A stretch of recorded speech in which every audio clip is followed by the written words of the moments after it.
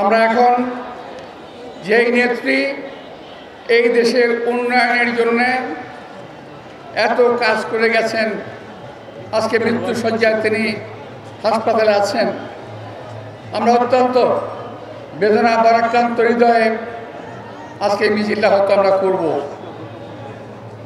আমার সুযোগ ছিল না, হয়তো এই মিছিলটা বন্ধই রাখতাম। আমি একটু আপনাদের দোয়ায় অংশগ্রহণ করতে বলবো। আল্লাহ আমিন।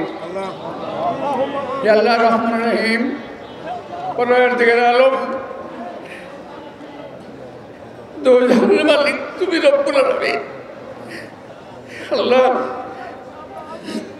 তুমি বলেছো, আল্লাহ কুলিল্লাহুম্মা মালিকাল মুলকি তুতিল মুলকা মান তাশা তুইজ্জু মান তাশা তুযিল্লু মান তাশা বিয়াদিকাল খায়র ইন্নাকা আলা কুল্লি শাইইন কাদির তুলিজুল লাইলা ফিন নাহারি তুলিজুল নাহারা ফিল লাইলি وتخرج الحي من الميت وتخرج الميت من الحي وترزق من تشاء بغير حساب।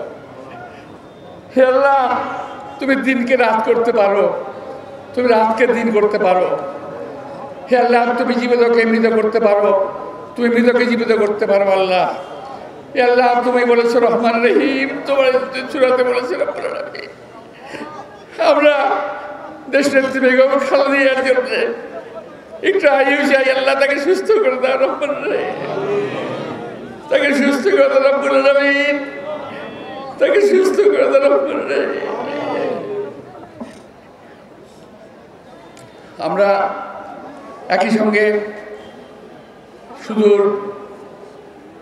সুদূরে অবস্থানরত আমাদের নেতা তারেক রহমান, যার মায়ের জন্য আমরা দোয়া করলাম, তিনি আজকে বিদেশে বসে কত কষ্ট করছেন, মায়ের জন্য তার কি অসম্ভব অসুবিধা হচ্ছে, কষ্ট হচ্ছে, নিশ্চয়ই আপনারা বুঝতে পারছেন। আমরা বলবো, আল্লাহ দেশনেত্রী বেগম খালেদা জিয়ার প্রতিটি সদস্যকে, পরিবারের প্রতি সদস্যকে আল্লাহ হায়াতের দ্বারা তৈয়বা দান করুন রব্বুল আলামিন। আমাদের নেতা তারেক রহমানকে যথাসম্ভব শীঘ্রই দেশে ফিরিয়ে আনুন।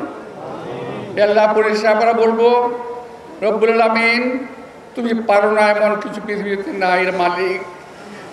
আমাদের কোনো কিছু চাওয়ার জায়গাও নাই, তুমি আল্লাহ ছাড়া কারো কাছে চাওয়ার জায়গা নাই।